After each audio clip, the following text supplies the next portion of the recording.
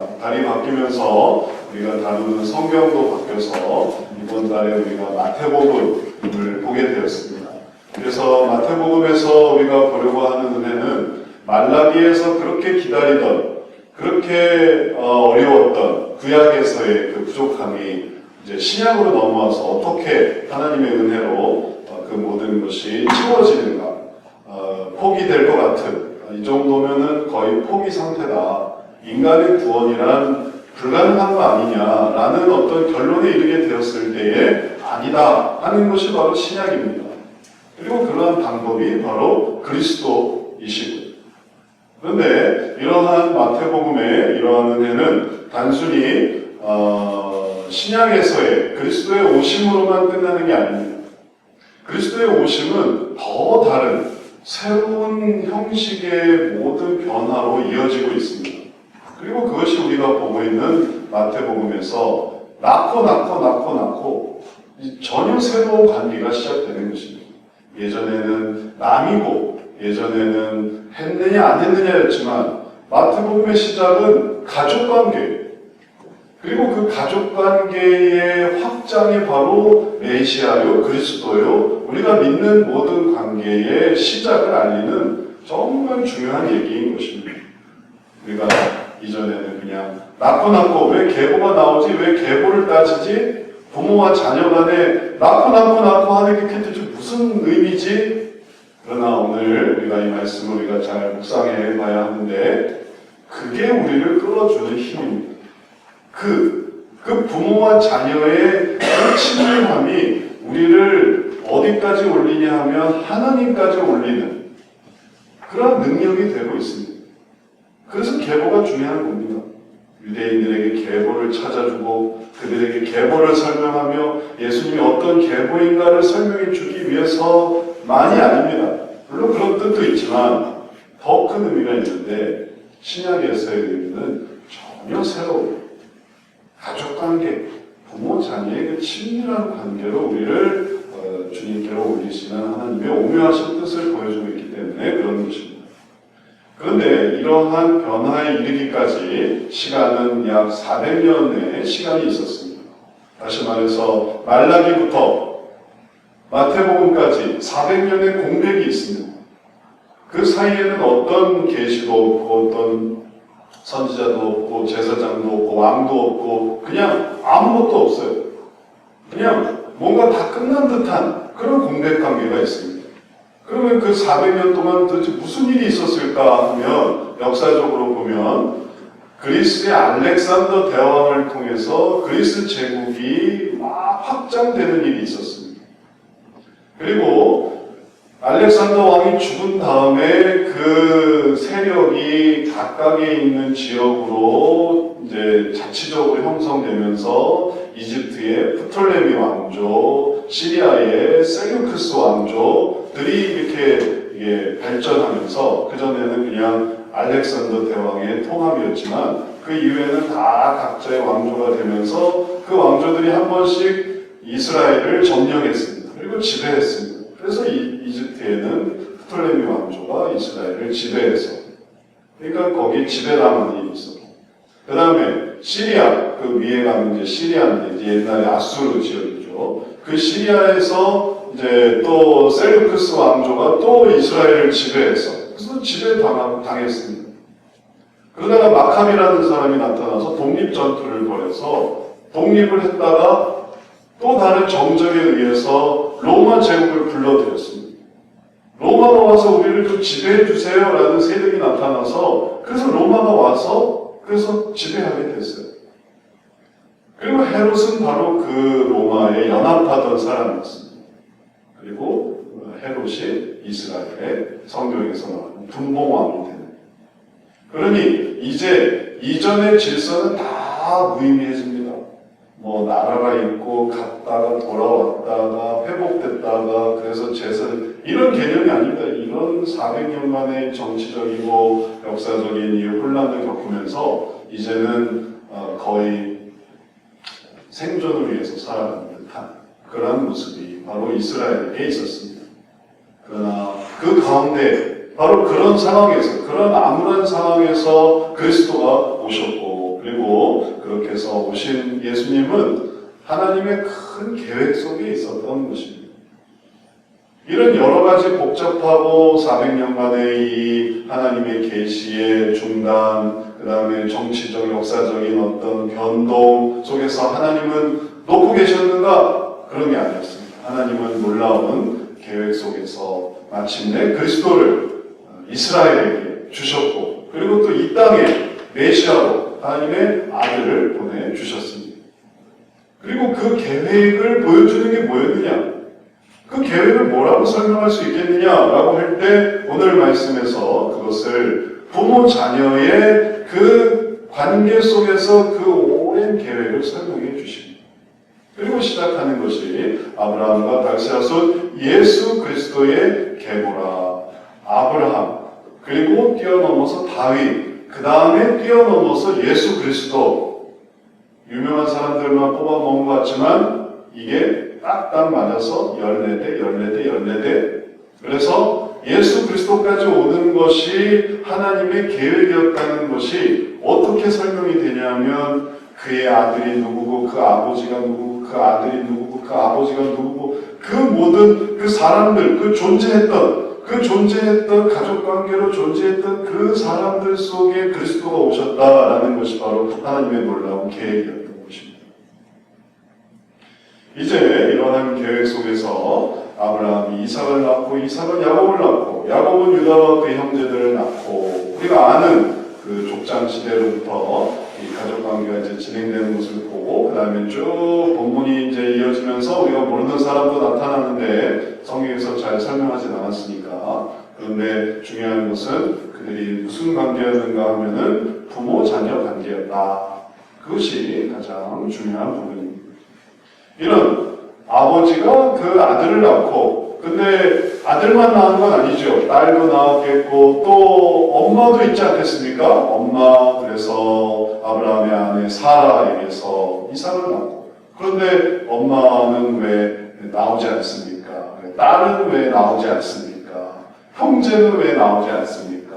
그러면 자 여기에 아내 넣고 형제 넣고 그 다음에 또 가족관계 넣고 그래서 4촌에 8촌에 16촌에 32촌에 이렇게 해서 확장해서 보이면은 그건 뭘 보이는 겁니까?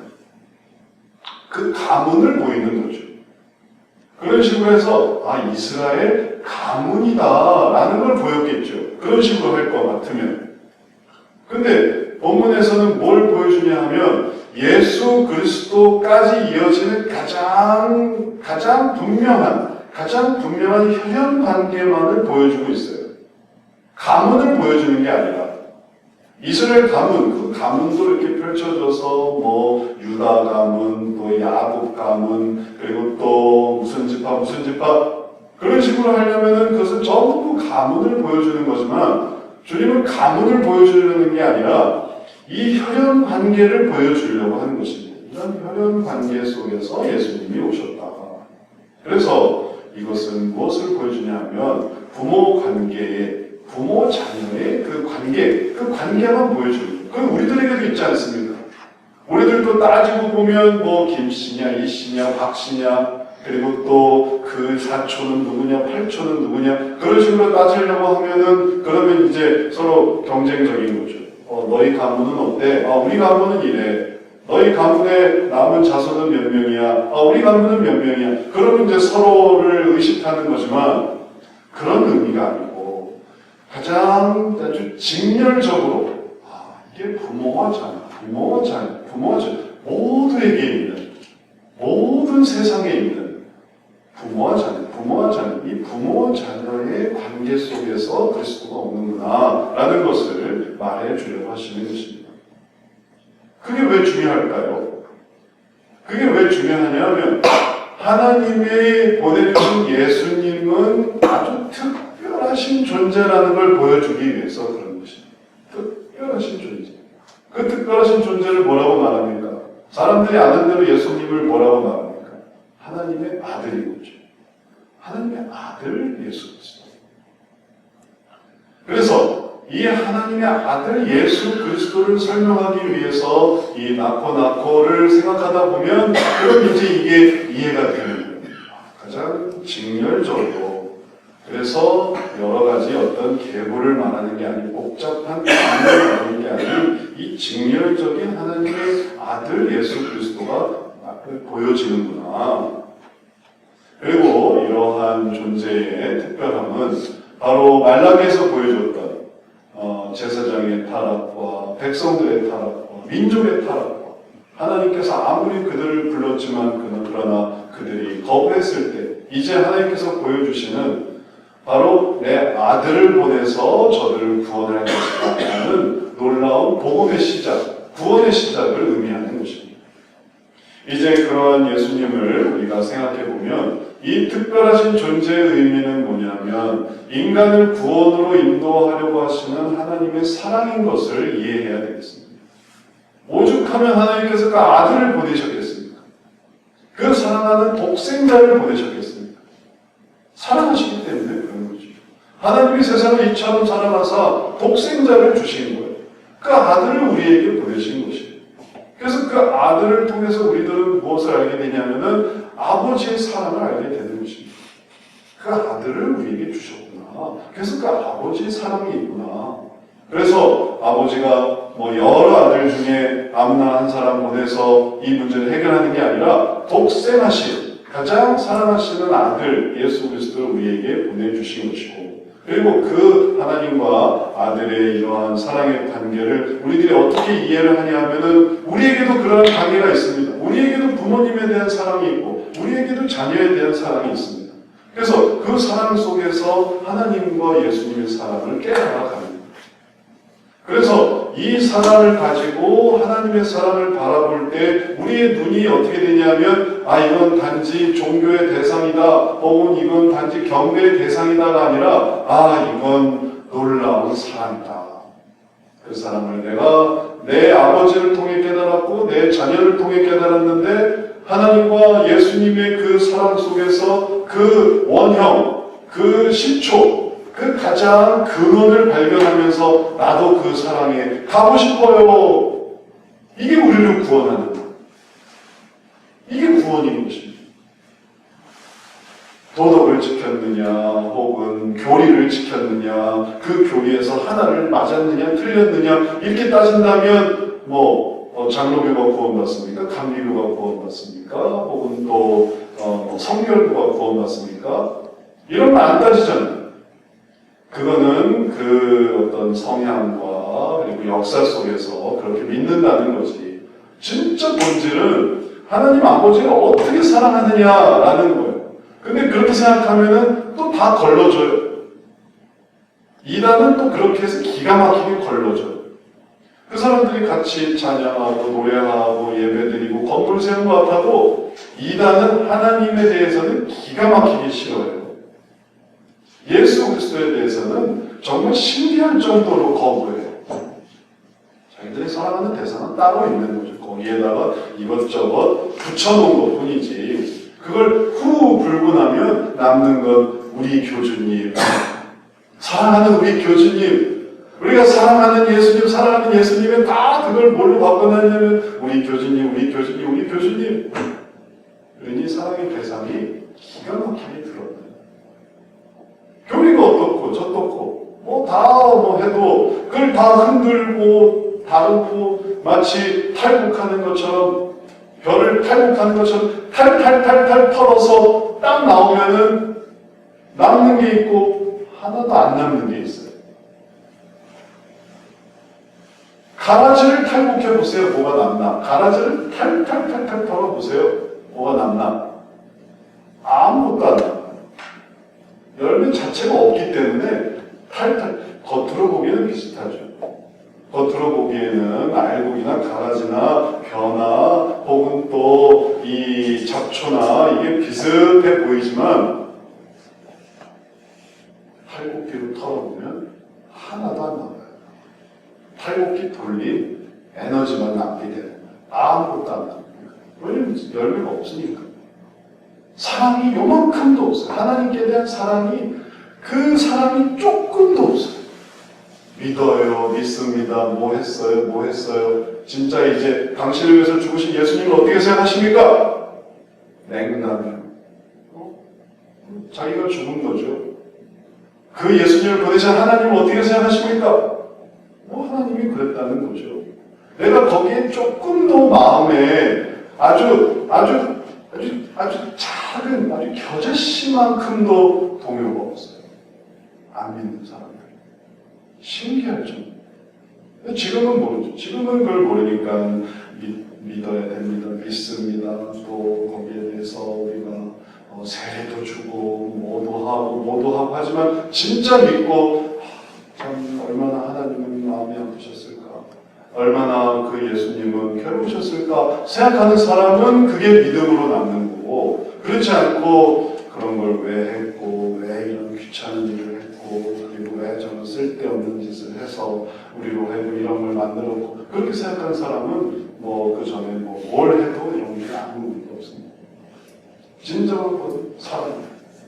그래서 이 사랑을 가지고 우리들이 그 사랑 때문에 여러 가지 모든 모습들이 제가 부족하고 또 제가 실수도 했고 제가 어려움도 있고 제가 미련하기도 하지만 그러나 제가 그 사랑을 압니다. 그 사랑 속에 들어가고 싶습니다. 할 때에 그 사랑을 받아주시는 거예요. 그 사랑은 그리고 그 사랑의 분화가 바로 부모 자식 간에 있는 사랑. 우리가 알고 있는 그 사랑. 물론 그러지 않은 정말 콩가루 같은 집안이 있을 수 있습니다. 부모가 자녀를 공격하고 자녀가 부모를 멸시하고 그건 이제 우리가 논외로하고 그거는 너무 해역한 일들이 그건 정말 흔치 않은 일들이니까 그거는 논외로 하고 그게 줄으면은 그건 큰일 나는 거죠. 그건 국가도 형성될 수 없는 거죠. 그러나 그렇지 않고 부모가 자녀를 귀히 여기고 자녀가 부모를 귀히 여기는 그 단순한 그리고 그 진실한 관계 속에서 보면 이게 분화된 것입니다. 하나님의 아들의 사랑으로부터 하나님 아버지의 사랑으로부터 아들의 사랑으로부터 이게 분화된 것입니다. 이게 이해가 되는 것입니다. 그래서 아버지를 아들이 그렇게 영광스럽게 하려고 하는구나. 그 아버지가 그 아들을 그렇게 사랑하는구나. 그 사랑으로 이루어집니다. 이제 이것을 이 가정의 달에 우리가 더 깨닫기를 바랍니다. 가정의 달에 부모와 자녀의 사랑 속에 예수님의 이 특별한 계획이 이루어진 구원에 관한 구약 내내 노력했지만 이루어지지 않는 일들이 이제 마침내 무엇으로 이루어지냐 하면 이 시간에서 예수님의 이런 특별한 계획으로 이루어진다는 것을 우리들이 기억하고 그 계획 속에 우리가 담대히 나아가게 되면 가정의 달에 하나님이 새롭게 이해됩니다. 하나님을 그렇게 사랑하니까 그리고 그 사랑을 우리가 열심히 묵상하고 따르니까 그러니 자연히 부모와 자녀의 사랑도 이게 연결고리가 생기는 것입니다. 또한 부모와 자녀의 연결고리가 있으니까 또 하나님과의 연결고리도 알게 됩니다. 왜냐하면 너무 유사하니까 그 마음이 이해가 되는 거예요. 그 사랑이 있으니까. 그래서 예수님이 특별한 계획, 우리를 부르시는 그 부르심, 그리고 우리를 찾으시는 그 찾으심, 그리고 또 그분의 그 부르심과 찾으심에 응답하려고 하는 그 간절함, 이게 넘어가지 못하다가 그런 의미였구나 하니까 이게 쏙 넘어가는 거예요. 이게 하나님의 특별한 계획인 것입니다. 이런 부모 자녀의 사랑이 우리들의 삶 속에 얼마나 친밀하고 넘치는가 한번 생각해 보십시오. 그것이 얼마나 우리들에게 진실한가를 생각해 보십시오. 그것은 그 아이를 낳기 위해서 했던 괴로움, 그리고 또 섬겨주셨던 부모님에 대한 그 큰 한없는 사랑의 연합이 바로 그 놀라운 사랑의 이 요소가 됩니다. 오늘 성경 말씀에서 그것은 숨겨져 있습니다. 3절, 4절에 보면 이제 알만한 사람과 혹은 또 모르는 사람들이 나타납니다. 유다는 다말에게서 베레스와 세르를 낳고 베레스는 헤스론을 낳고 헤스론은 람을 낳고 람은 아미나답을 낳고 아미나답은 나손을 낳고 나손은 살몬을 낳고 이 내용 속에 우리가 그 사람들이 그 아이를 낳는 과정에 무슨 일이 있었는지 잘 모를 수도 있습니다. 그 아이를 낳는 과정은 때로 정말 치열했고 그리고 그 아이를 낳는 그 과정 속에서 생긴 일들은 때로는 정말 가슴 아픈 그런 일들이 있을 수 있지만 그러나 모를 수도 있습니다. 그냥 그게 다 낙호로 그냥 표현되는 거예요. 유다가 다말에게서 베레스와 세레를 낳고라고 할 때 이 말 속에 들어간 사건을 모르는 사람은 그냥 유다는 다말에게서 베레스와 세레를 낳았구나 라는 정도만 알지. 그러나 이 한마디가 이루어지기 위해서 어떤 노력과 어떤 스토리와 어떤 사연이 있었는지 모르는 사람은 모릅니다. 그냥 그게 단순한 게 여겨져요. 그러나 그 사연을 아는 사람, 그 사람들이 어떻게 그 아이를 낳았는가 그거를 깨닫는다면 그러면 그 낳음은 얼마나 귀한, 얼마나 감사한, 얼마나 다행스러운 일인지 그런 것들을 이해할 수 있습니다. 유다, 다말, 베레스, 세라 여기에 대한 자세한 내용은 생략하겠지만 우리의 삶 속에 그렇다는 거예요. 람이 아미나답을 낳고 아미나답이 나손을 낳고 나손이 살몬을 낳고 간단해 보이지만 인생 속에서 누군가를 낳는다라는 게 그게 그렇게 쉬운 얘기가 아니에요. 그 속에는 그 많은 히스토리가 있습니다. 그 모든 해프닝이 있습니다. 이벤트가 있습니다. 사건이 있습니다. 그리고 그 사건 속에 결국은 그 낳음과 어머니의 그 산통과 산고와 그 다음에 그 아버지의 고민과 괴로움과 그리고 그것을 키우기 위한 낳은 자녀를 키우기 위한 많은 희생과 노력과 수고들이 있는 것입니다. 그래서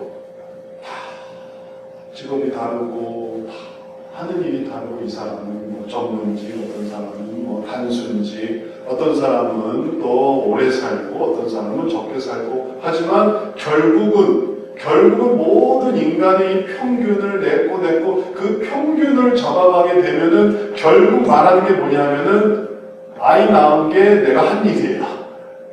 애 낳은 게 내가 한 일. 가장 중요한 일이 바로 부모 자녀 속에서 이루어지는 거예요.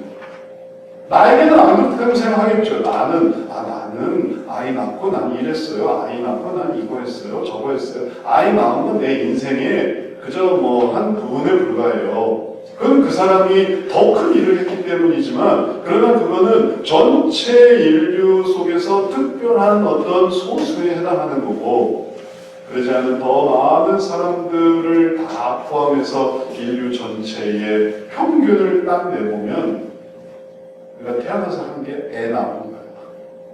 아이 낳은 거예요. 그게 낳는 거예요. 안 그런 것 같으세요? 나이 들고 그리고 병 들고 그리고 여러 가지 사회생활을 다 은퇴하고 그러면 남은 게 뭐냐면 이 세상에 두고 가는 게 아이예요. 두고 가는 게 자녀예요. 뭘 했습니까? 조직에서 영업도 했고 관리도 했고 개발도 했고 책도 썼고 혹은 이름도 날렸고 내가 그런 건 했지. 그러나 그거는 그렇게 하는 사람은 또 부지기수지 않아요. 나만 그걸 하는 건 아니잖아요.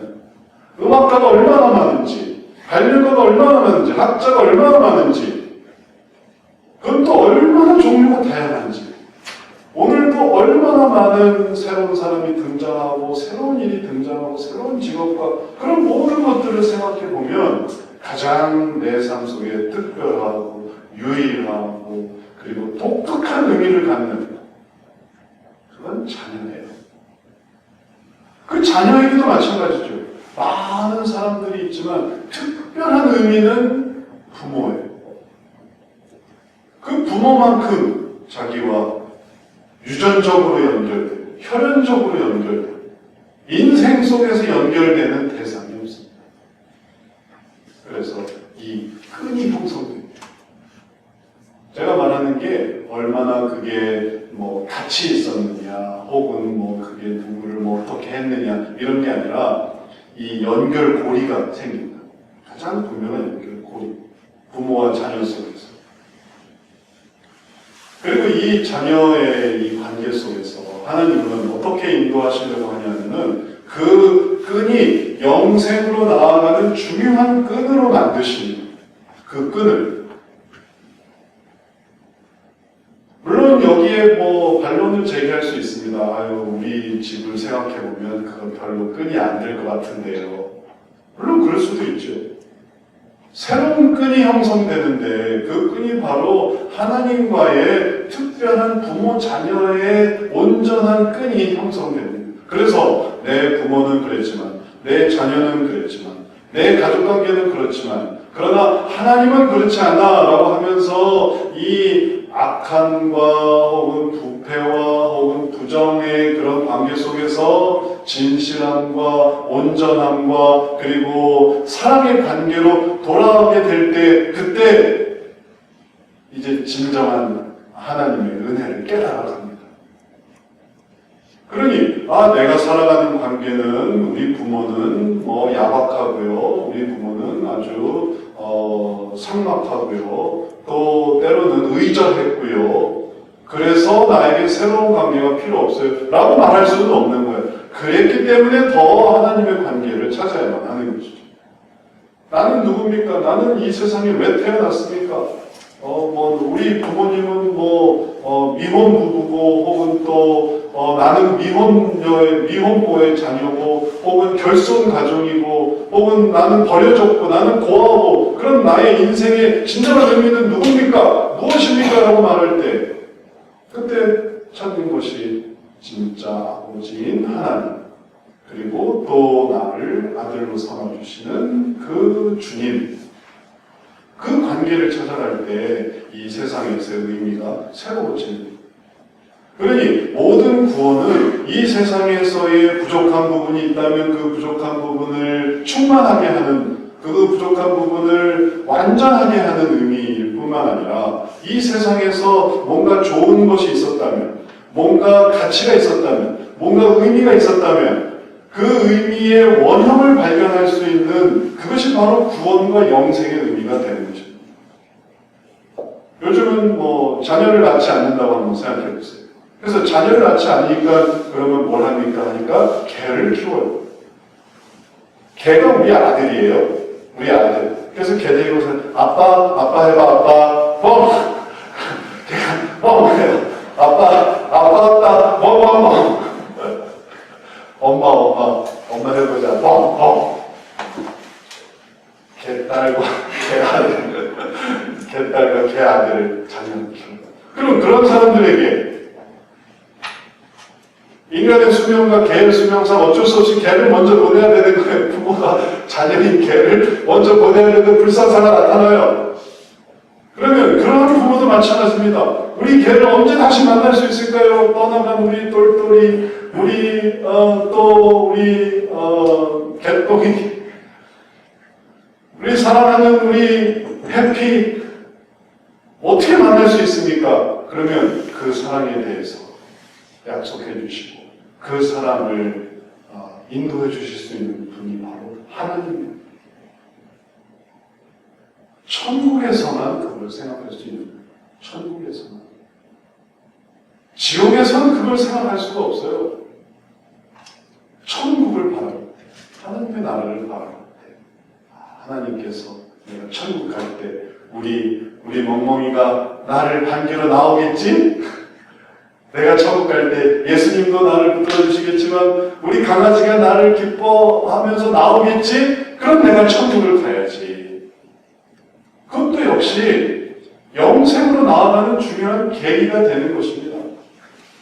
하나님이 아니고서는, 하나님의 나라가 아니고서는 그 어떤 사람도 존재할 수가 없어요.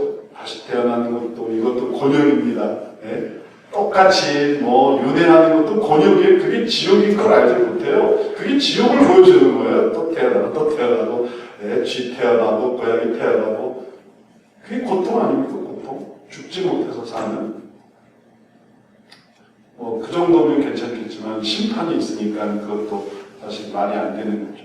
심판받을 일이 있지 또 태어나게 하겠습니까? 죄를 지은 게 있는데. 오직 그 죄를 사함받고 그리고 하나님 나라에서 사랑을 바라볼 수 있는 그것이 바로 영생이고 하나님의 나라예요. 이제 이러한 친밀한 관계 속에서 우리를 부르시고 구원하십니다. 그래서 마태복음에는 얘기가 다른 거예요. 말라기에서의 신약에서의 그 모든 구약에서의 율법과 신약에서의 생명과 사랑의 법이 이게 온도가 다른 것입니다. 그래서 부모 자녀의 나음이 얼마나 귀중한지 그것을 기억하고 그것을 사모할 때 우리가 마음으로 낳고 또 정성으로 낳고 그리고 진실함으로 낳아서 사랑 관계로 형성되는 온전한 천국, 온전한 구원을 바라보게 됩니다. 그리고 그것을 바라보는 우리가 이제 삶 속에서도 역시 부모 자녀의 어떤 관계를 가져야 되겠습니까? 친밀함을 가져야 되겠죠. 그 나라를 바라보는 우리가 우리 자녀에 대해서도 친밀함, 우리 부모에 대해서도 친밀함.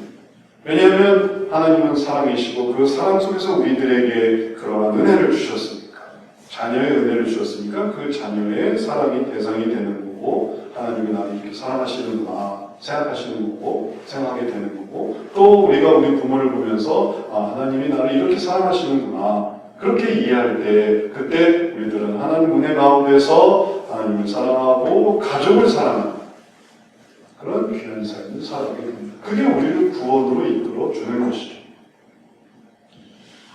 그것이 하나님께로 나아간다는 것을 잘 보여주는 것이 누가복음의 말씀입니다. 누가복음 3장에 이 가족관계, 이 혈연관계를 어떤 식으로 표현하고 있냐면 거꾸로 뒤집었습니다. 그래서 예수께서 가르치심을 시작하실 때에 30세쯤 되시니라, 예수님의 계보를 거꾸로 표현하는데, 아까는 낳고를 표현했죠. 이제 이번에는 어떻게 표현하냐면, 사람들이 아는 대로는 요셉의 아들이니, 사람들이 아는 대로는 요셉의 아들이니, 다시 말해서 예수님은 성령으로 잉태되셨다는 말이죠. 인간의 이 생육법상으로 나온 게 아닌 것이죠. 그래서 죄가 없으신 게, 이게 무죄함을 나타내기 위해서 정말 중요한 거예요. 사람들이 아는 것이죠.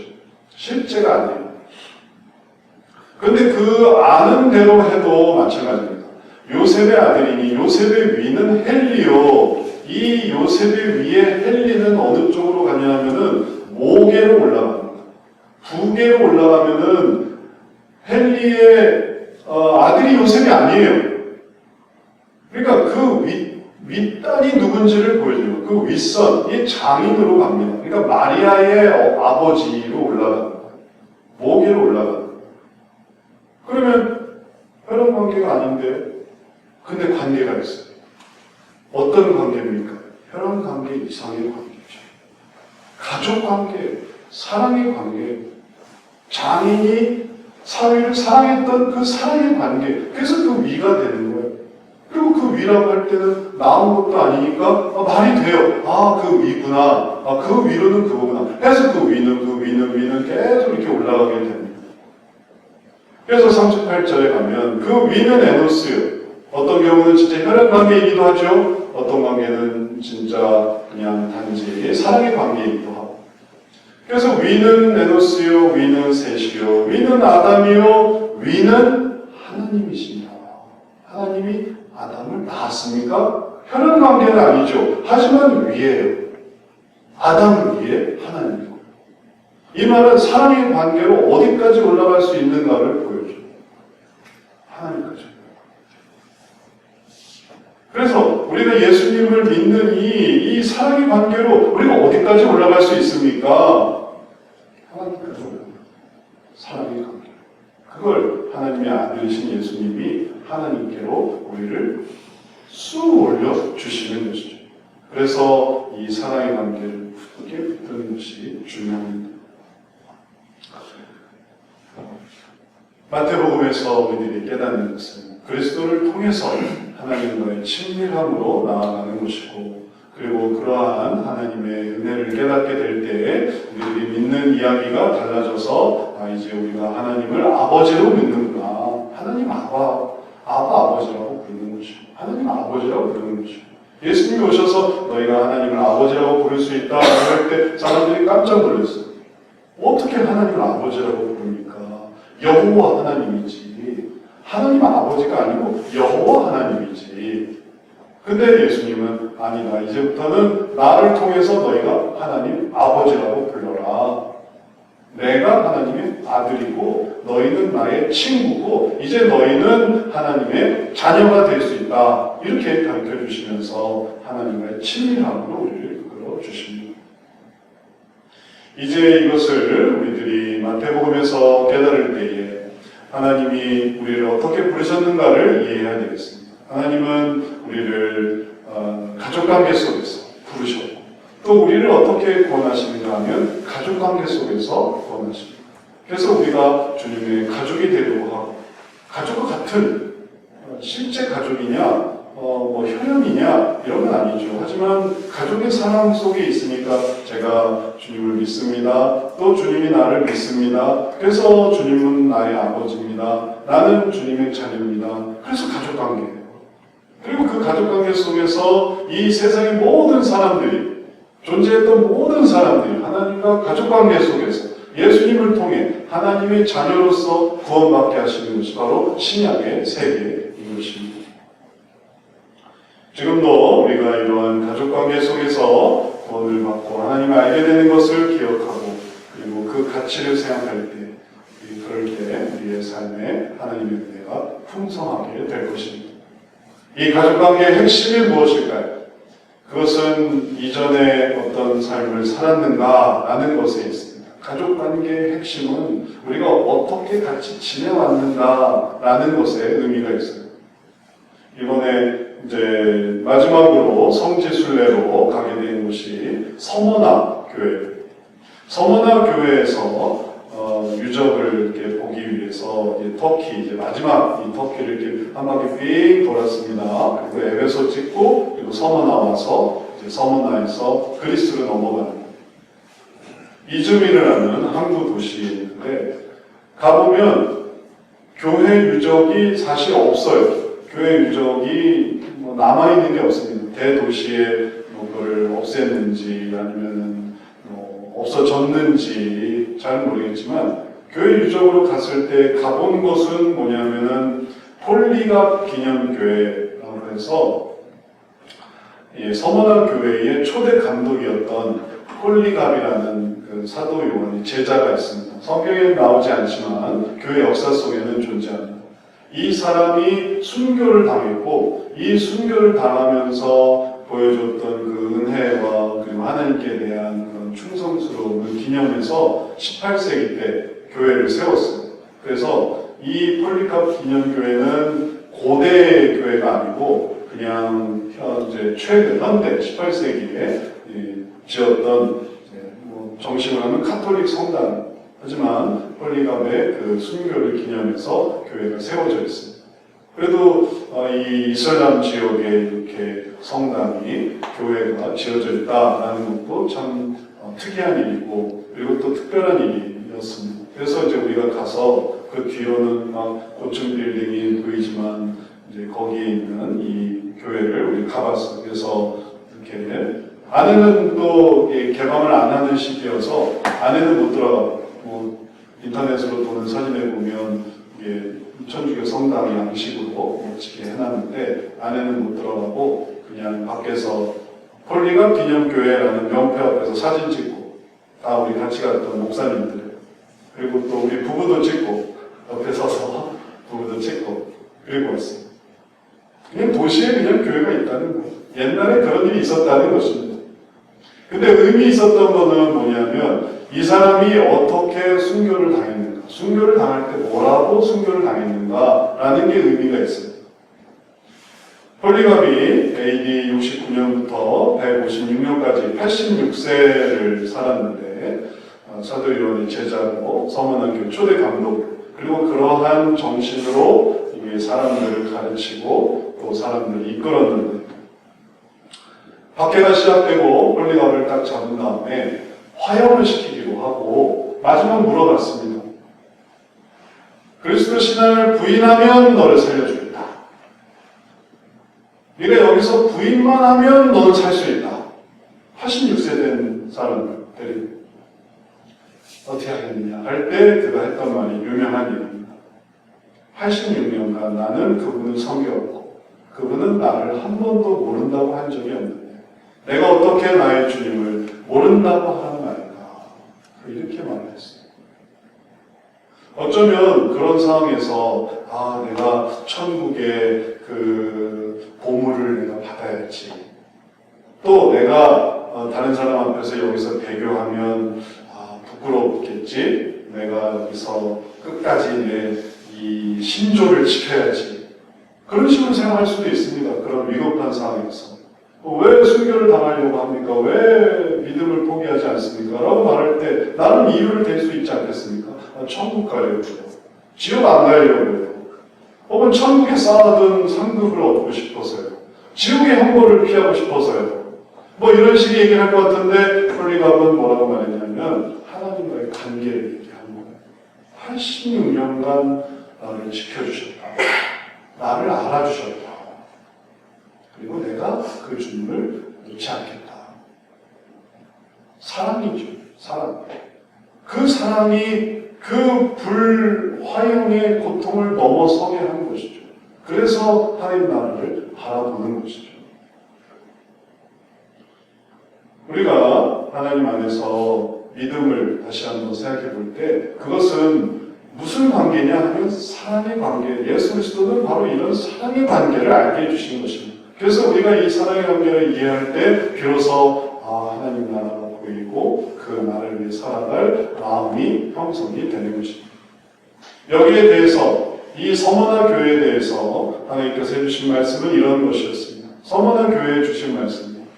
너는 장차 받을 고난을 두려워하지 말라. 볼지어다 마귀가 장차 너희 가운데서 몇 사람을 옥에 던져 시험을 받게 하리니 너희가 10일 동안 환난을 받으리라. 내가 죽도록 충성하라. 그리하면 내가 생명의 관을 내게 주리라. 정말 그 말씀대로 그들이 환난을 받았고 그리고 그 박해 동안에 홀리갑도 순교를 당했던 것이고 하지만 그 말씀 그대로 그들이 자기들을 기억하시고 자기들을 인도하시는 하나님을 붙들었어요. 생명의 관을 붙든 게 아니라 생명의 관을 주시는 하나님을 붙드는 거죠. 그래서 그 사랑의 관계를 가졌을 때에 그들은 그 속에서 책망받지 않았고 또 그 어려움을 잘 통과했고 그리고 환난 속에서 배교했다든지 혹은 또 주님을 부정했다는 이런 사람이 없이 자신의 신앙을 꼿꼿이 지켰습니다. 그 역사적으로도 나오는 것입니다. 이제 말씀을 마치도록 하겠습니다.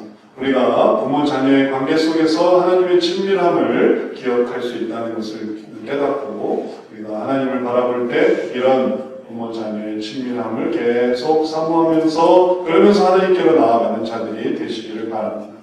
그리고 또 하나님과의 친밀함 속에서 우리들에게 주신 부모와 자녀가 또 어떤 의미가 있는지 하나님의 친밀함이 있으니까 부모 자녀의 친밀함도 형성되는 거예요. 거기서 아는 것이죠. 천국 갈 사람이니까 내가 이러면 안 되지.